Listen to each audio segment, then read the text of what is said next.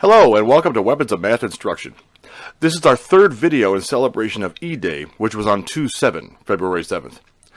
And in the last video, I presented three definitions of E.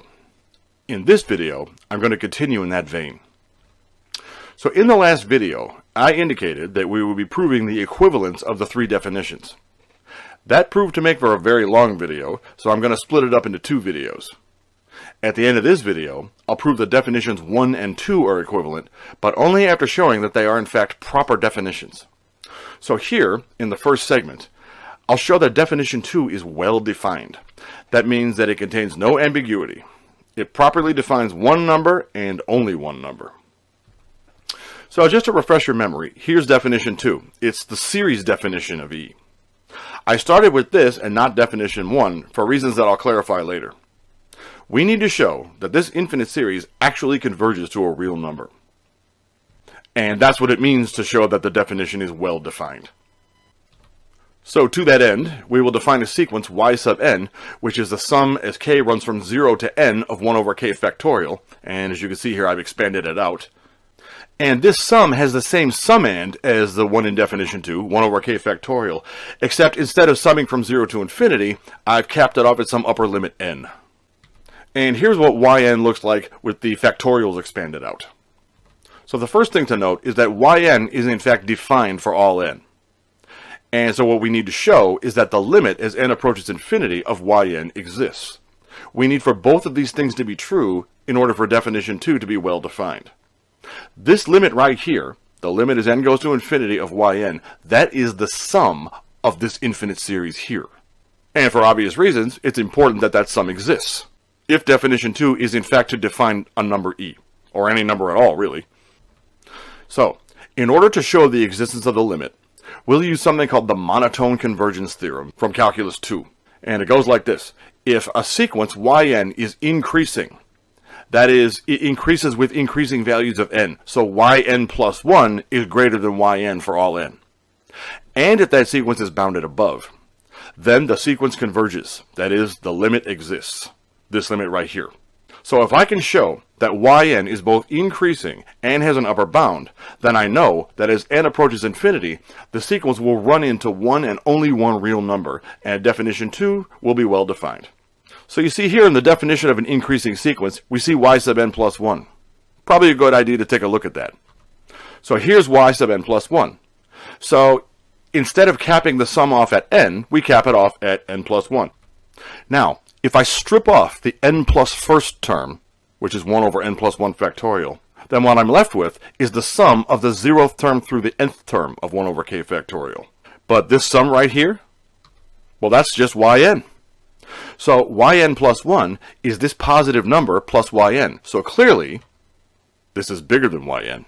So I know this is a long line of mathematics, so let's just look at the beginning and the end. Yn plus 1 is greater than yn, and that is this definition right here of an increasing sequence.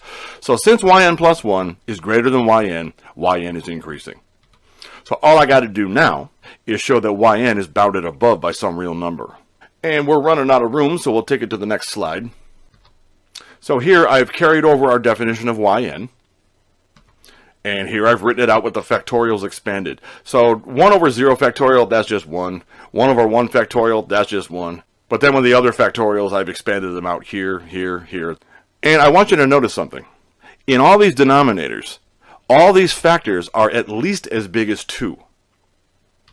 So, if I replace all those factors in the denominator with 2's, then I get an expression that is larger than yn, or at least as big as yn, because all the denominators are smaller. And this gives us a convenient upper bound for yn. And I want you to notice something else. From the second term onward, this is something known as a geometric sum, which is a sum where subsequent terms have a common ratio. In this case, the ratio is 1/2. And I can collapse that geometric sum into sigma notation like this. So yn is less than or equal to 1 plus this geometric sum.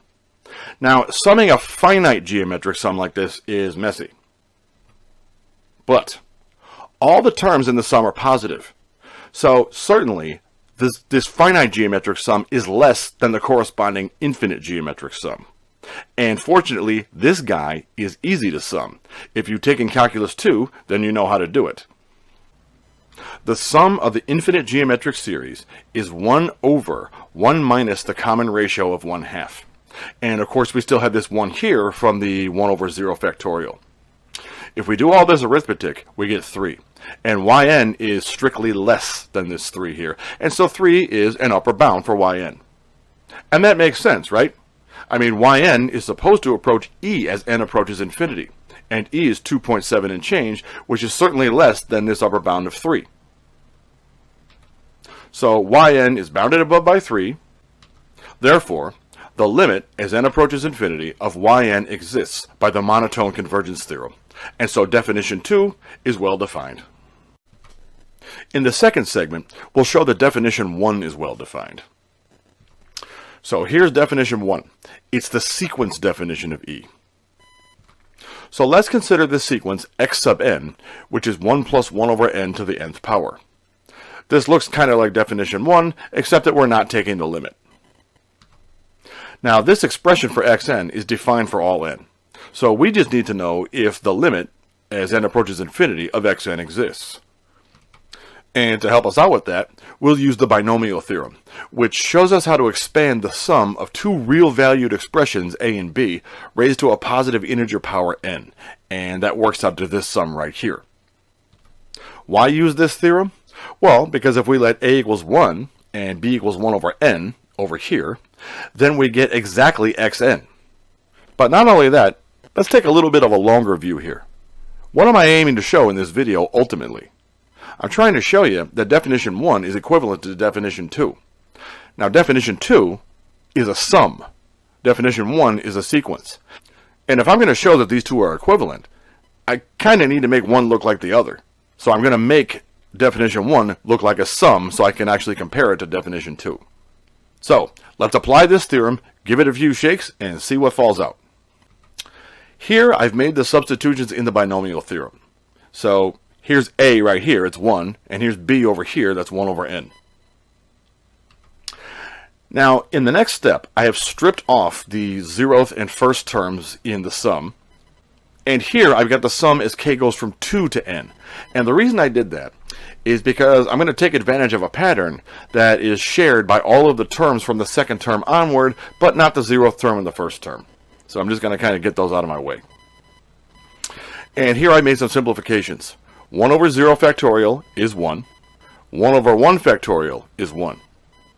Also, this n right there is going to cancel with one of these k powers of n right here. So here you can see in the next step, that n is gone, and the power of k has been reduced by 1. Also, I've swapped places with n to the k minus 1 and k factorial. Now notice, there are k minus 1 factors in the numerator, and there are k minus 1 powers of n in the denominator. And here, I've got them neatly paired up and packaged up. So in each factor, I've got one of the factors from the numerator and one of the powers of n from the denominator. Now, in each of these sets of parentheses, I can divide each term in the numerator by n. So here I've done that. So n minus 1 all over n turns into 1 minus the fraction 1 over n. N minus 2 over n becomes this. N minus k plus 1 over n becomes 1 minus k minus 1 over n. And so these are my coefficients of 1 over k factorial. Now, it's time to make two observations about these coefficients.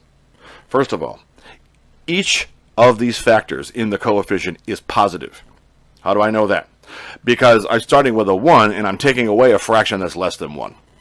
And second, each of these factors in the coefficient is less than 1. Because I'm starting with a 1 and taking away a small fraction, you're going to be left with something that's still positive but still less than 1.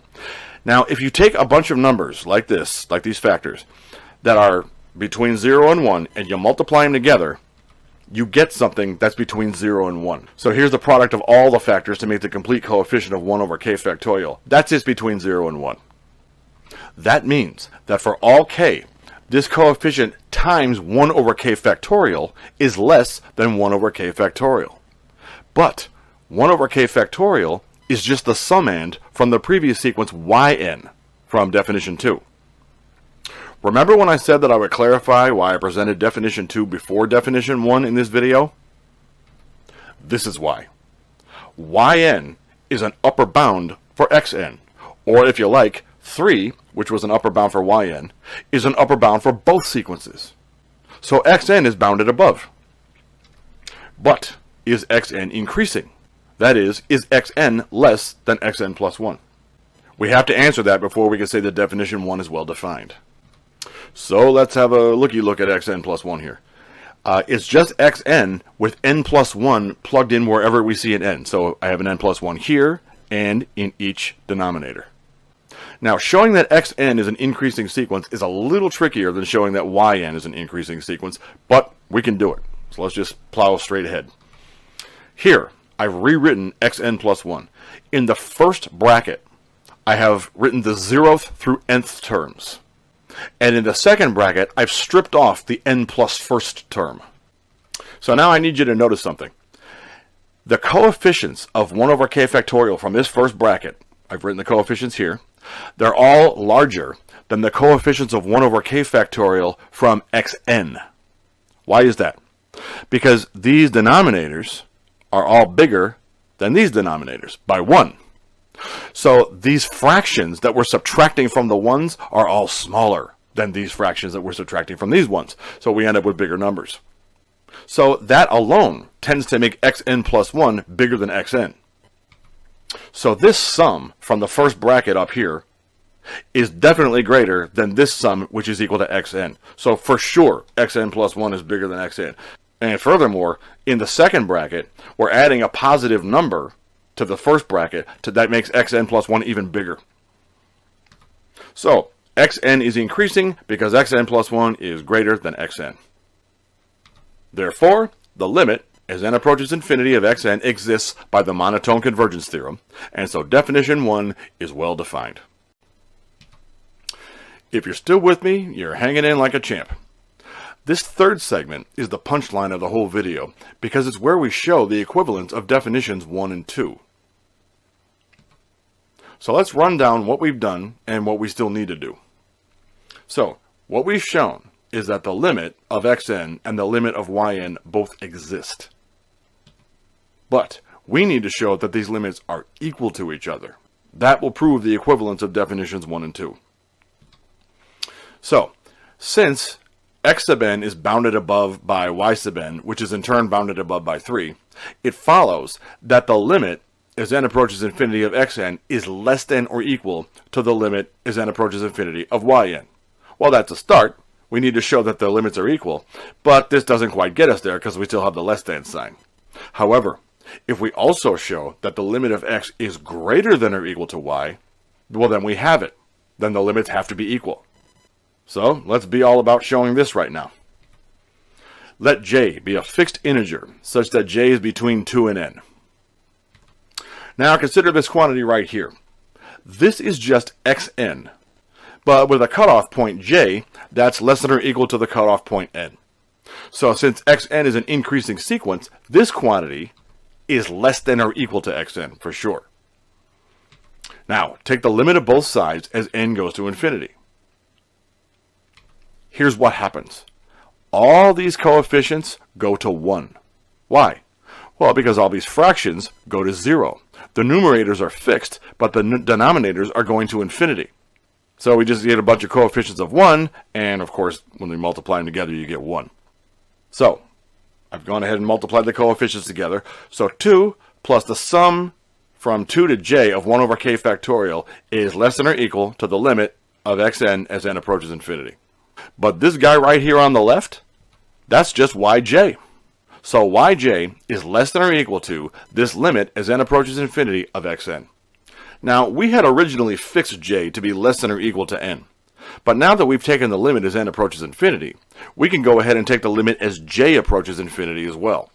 So that's what we'll do. And we see that the limit as j approaches infinity of yj is less than or equal to the limit as j approaches infinity of our previous limit on x where n approaches infinity. Now here's where I pull a rabbit out of my hat. J is just some number that we define to be less than or equal to n. So j is an index for the sequence y that's just set back a finite number of steps from n. But now we're letting j run off to infinity.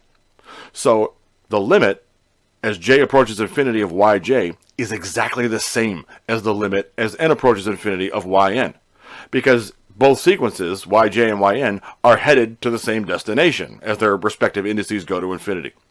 So here on the left, I've made that substitution. I've changed the j limit to an n limit. Now, over here on the right side, xn does not depend on j. So as far as this j limit is concerned, this limit in parentheses is a constant. And whenever you take the limit of a constant, you just get that constant back. So I've just taken the limit from the parentheses and put it right here on the right side. And that's it. That's exactly what I said I needed to prove on the previous slide. So on the previous slide, we showed the opposite inequality for these two. So since the limit on y is less than or equal to the limit on x, and it's also greater than or equal to the limit on x, that means that the two limits are equal. And that's what we need to establish the equivalence of definitions 1 and 2. So, therefore, definition 1 is equivalent to definition 2. So, let's revisit this little diagram from my second video. Here's definition 1. Here's definition 2. Here's definition 3. We have proven that these two are equivalent. In the next video, I'm going to show that definition 1 is equivalent to definition 3. So thanks for watching, and stay tuned for that next video. I've got 2 more videos in this series on E-Day. Hey everybody, if you enjoyed this video and want to see more like it, then please do follow me on my socials. You know you want to.